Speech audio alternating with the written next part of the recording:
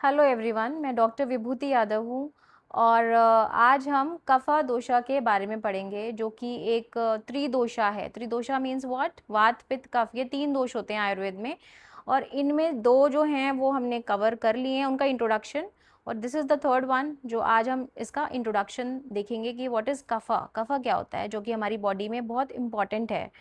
So those who are new to this channel, मैं उनको बता दूं कि ये जो चैनल है इसके अंदर हम फिज़िकल और मेंटल वेलनेस दोनों की बात करते हैं, होलिस्टिक हेल्थ की बात करते हैं। So you will find videos on both the topics.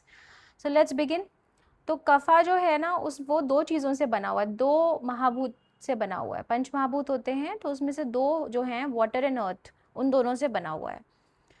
तो उन दोनों की जो प्रॉपर्टीज़ हैं वो आपको कफा में देखने को मिलेंगी। अब कफा इज़ अ फैक्टर जो कि आपकी बॉडी को चला रहा है, राइट। कफा इज़ वेरी इंपॉर्टेंट आपकी बॉडी में स्टेबिलिटी, स्ट्रेंथ और नरिशमेंट, लुब्रिकेशन, स्ट्रक्चर जो आपकी बॉडी में पूरा है, दैट इज़ बिकॉज ऑफ कफा। कफा मतलब स्टेबिलिटी, ठीक है ना। तो क्योंकि उसमें अर्थ एलिमेंट है, आप देखिए अर्थ जो है that is stability. Earth element जो होता है ना वो स्टेबिलिटी के लिए होता है। हम अर्थ की बात नहीं कर रहे हैं जिस पे हम रह रहे हैं। Earth is majorly made up of earth earth element, और सारे जो यूनिवर्स में सारी चीज़ें हैं वो पंच महाभूत से बनी है। अर्थ पे भी जो सारी चीज़ें हैं वो पंच महाभूत से बनी है। तो ये जो कफा है ये इन दो से बना हुआ है, ठीक है।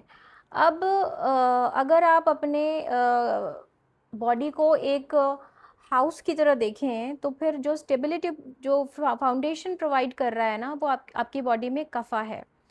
तो kapha provides foundation of your body. अब what does kapha do? Kapha क्या करता है?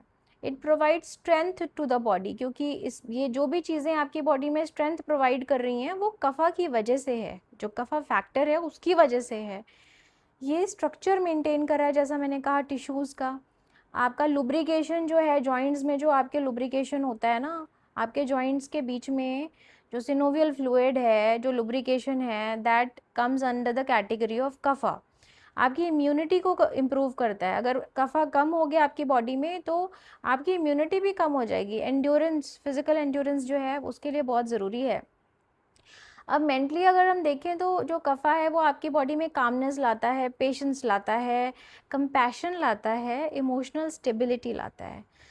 तो आपने कुछ लोग देखे होंगे जो कि बहुत इमोशनली स्टेबल हैं, तो उनमें कफा जो है मेंटली भी कफा जो है वो ज़्यादा है, ठीक है। वैसे तो हम सत्व, रजत, रजस और तमस, इनके थ्रू हम लोग माइंड की क्वालिटीज़ को पढ़ते हैं, बट यहाँ से भी हम इसको कोरिलेट कर सकते हैं। तो जो भी पर्सन जिसमें कफा बहुत ज़्यादा होगा जिसकी कॉन्स्टिट्यूशन में, तो उसकी पर्सनैलिटी बहुत काम होगी, गुड स्टैमिना होगा उसकी बॉडी का, स्टेडी एनर्जी होगी और केयरिंग नेचर होगा, राइट। एक इंसान जो कि कफा कॉन्स्टिट्यूशन का है तो उसके अंदर जो है आपको काम पर्सनैलिटी आपको मिलेगी, उसका गुड स्टैमिना होगा, उसका स्टेडी एनर्जी होगी, उसकी केयरिंग नेचर होगा। लेकिन इसका मतलब ये नहीं है कि उसके अंदर पूरा ही कफा भरा हुआ है। इसका मतलब ये है कि it that is the dominant dosha into his body और हर बॉडी। बाकी दोषास भी प्रेजेंट होते हैं, उनके भी अपने काम होते हैं। बॉडी सिर्फ कोई एक फैक्टर से नहीं चलती है, सब तीनों दोषों का जो है वो होना बहुत ज़रूरी होता है। अब कफा क्वालिटीज़ जो हैं क्या होती हैं? तो जो मेन है वो ये हैं कि कफा, अगर आप कफा की बात कर रहे हैं तो it will be heavy, it will be slow, क्योंकि वेट है तो स्लो होगा। उसके बाद कूल, ठीक है, कूलनेस से रिलेटेड है, ये ऑयलीनेस से रिलेटेड है, ये स्मूथनेस से रिलेटेड है, स्टेबिलिटी से रिलेटेड है, सॉफ्टनेस से रिलेटेड है, डेंसिटी से रिलेटेड है। तो ये सारे कैरेक्टरिस्टिक्स कफा के हैं। तो बॉडी में जहाँ पे भी आपको ये कैरेक्टरिस्टिक्स मिलेंगे आप ये कह सकते हैं कि कफा है वहाँ पे, राइट।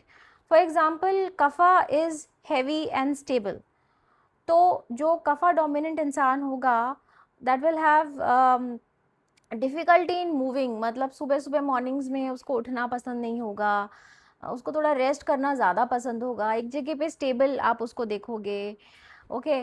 तो उसका जो रियल नेचर होगा ना वो ज़्यादा थोड़ा सा बहुत ज़्यादा मूव करने वाला नहीं होगा कि यहाँ से यहाँ, यहाँ से वहाँ नहीं, वो स्टेबिलिटी उसको ज़्यादा अच्छी लगेगी।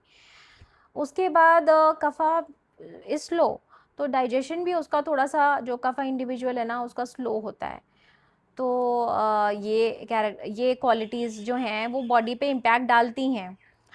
तो जिसमें कफ़ा ज़्यादा होगा तो उनमें कंजेशन, एक्सेस म्यूकस और स्लगिशनेस ऐसी प्रॉपर्टीज़ जो हैं, जब ऐसे सिम्टम्स सॉरी आएंगे, जब आपको कोई भी अगर बहुत ज़्यादा ही बढ़ गया है कफ़ा बॉडी के अंदर, तो आपको ये पता चलेगा कि ऐसी चीज़ें बॉडी में हो रही हैं, तो कफ़ा बढ़ गया है। तो जब कफ़ा बैलेंस्ड होता है तो strength, patience, emotional stability, good good endurance और सेंस ऑफ ग्राउंडेडनेस आपको फील होती है। ठीक है। तो ये आपको काम रखता है, आपकी बॉडी को काम रखता है। So you can make good decisions, you can commit to something, you will not jump from one thing to another कि चलो अभी ये करते हैं, उसके बाद किसी और चीज़ पे चले गए, कभी किसी और चीज़ पे चलेगा, तो दैट वो जो है वो वात प्रकृति आ जाती है उसके अंदर। तो कफ़ा अगर बढ़ जाए बॉडी में तो कैसा फील हो, तो क्या करना चाहिए? तो जब कफ़ा बढ़ जाता है ना बॉडी में, तो आपको बहुत हैवीनेस फील होती है, आपको बहुत लेथार्जी फील होती है, आपको बहुत नींद आती है, आपको स्लगिश, आपका जो डाइजेशन है ना वो बहुत ही वीक हो जाता है या फिर बहुत स्लो हो जाता है, कुछ भी खाते हैं तो वो पचता नहीं है, कंजेशन तो रहता ही है आपको, आपकी वेट गेन करने की टेंडेंसी बहुत ज़्यादा हो जाती है। तो जो emotionally excessive kapha can sometimes leads to attachment, मतलब आप ना बहुत ज़्यादा अटैच्ड हो जाते हैं एक जगह से, बहुत ज़्यादा आपको चेंज नहीं करना होता है।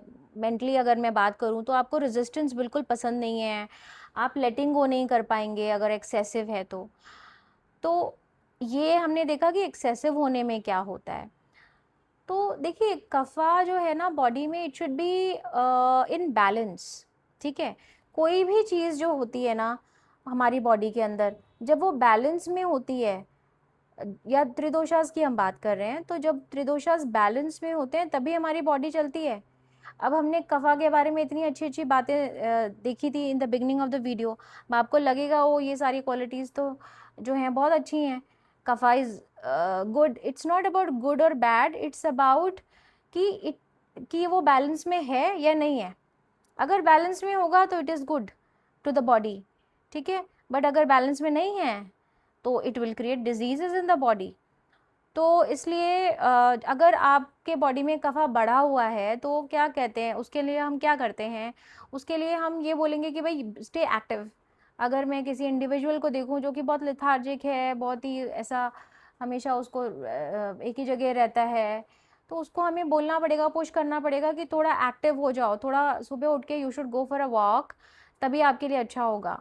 उसके लिए उसको वार्म खाना देना चाहिए, वार्म चीज़ें उसको लेनी चाहिए, उसको लाइट फूड लेना चाहिए, क्योंकि उसकी बॉडी में ऑलरेडी इतनी हैवीनेस है, आप हैवी चीज़ें दोगे तो वो तो और बढ़ जाएगा। ओके। स्टिमुलेटिंग चीज़ें चाहिए, देनी चाहिए, जैसे फॉर एग्जांपल जो मसाले हमारे स्पाइसेस वगैरह होते हैं, you can add that into the diet, जो कि कफ़ा इंडिविजुअल्स होते हैं, पित्ता वालों में नहीं दे सकते बिकॉज वो तो एक्सेसिव स्टिमुलेशन दे देगा। तो regular physical activity is good and helpful for them, and starting the day with movement is very good, and एक रेगुलर रूटीन उनके लिए बहुत ज़रूरी है, क्योंकि अगर वो रूटीन नहीं फॉलो करेंगे तो फिर वो बहुत ज़्यादा लेज़ी हो जाएंगे, बिकॉज उनकी बॉडी जो है ना वो ऐसे ही है। उनके जो जो कफ़ा डोमिनेंट हैं इंडिविजुअल्स हैं, उनको ऐसा हमेशा लगेगा लेट मी रेस्ट, तो वो रेस्ट के ट्रैप में आ जाएंगे। तो इसलिए उनको एक रेगुलर अपना टाइम टेबल बना के रखना पड़ेगा, सो दैट वो उस लूप में ना फंस जाएं। ओके। तो but at the same time I would say that जो भी चीज़ें मैं आपको बोल रही हूँ ना, ये आप सोच के आप ये सोचो कि नहीं नहीं ये सब चीज़ें मुझ में हैं and you start doing self treatment, तो वो सही नहीं है, क्योंकि आयुर्वेद के हिसाब से हर इंडिविजुअल जो है ना वो बहुत डिफरेंट होता है, और आयुर्वेद एक पर्सनलाइज्ड जो है ट्रीटमेंट देता है। सबके लिए एक चीज़ जो है ना नहीं काम करती। तो आपकी प्रकृति, आपकी विकृति, आपका एज, सीज़न, डाइजेशन, लाइफस्टाइल, सब कुछ देखकर जो आपके ओवरऑल हेल्थ है, अभी आपको कौन सी और दूसरी प्रॉब्लम्स हैं, उनको देख के ही हम कोई ट्रीटमेंट प्लान करते हैं। ऐसा नहीं है कि किसी एक चीज़ को हमने देख लिया कि अच्छा कफ बढ़ा हुआ है, ये 4 सिम्टम्स हैं तो चलो फिर, ऐसा नहीं होता। उसके साथ आपके जो रिलेटेड डिजीज़ेज़ हैं उनको भी हमें साथ में कोरिलेट करके देखना पड़ेगा कि एग्जैक्टली क्या आपके दोषों की पोजीशन है, right? How to balance all of them because there are other factors also. Okay, so we can not assume कि जो कफ़ा रिकमेंडेशंस आपको मिलती हैं तो आप वो सारी की सारी फॉलो कर लो, या पित्त वाली कर लो या कफ वाली फॉलो कर लो। So those who want to take consultation with me, so they can mail me. आपको डिस्क्रिप्शन में मेरा मेल मिल जाएगा, आप वो मुझसे मेल के थ्रू कांटेक्ट कर सकते हैं। और दीज आर पेड कंसल्टेशंस। आप कफ़ा को जो समझते हो ना, तो आप अपनी लाइफ में स्टेबिलिटी को समझते हो और मूवमेंट को समझते हो, दोनों को समझते हो। तो स्टेबिलिटी और मूवमेंट दोनों ज़रूरी हैं, ठीक है? तो this is what kapha teaches us. So if you like this video, channel को सब्सक्राइब करिए। और if you have some questions to ask, आप कमेंट में मुझसे पूछ सकते हैं। और thank you so much for watching this video. हम इस चैनल पे और वात पित्त कफ पे सीखते जाएंगे, और ज़्यादा मैं वीडियोस बनाऊंगी and we will try to learn a lot about them in the coming videos. So stay healthy, stay balanced, जो कि आज हमने इस वीडियो में देखा है। Thank you so much.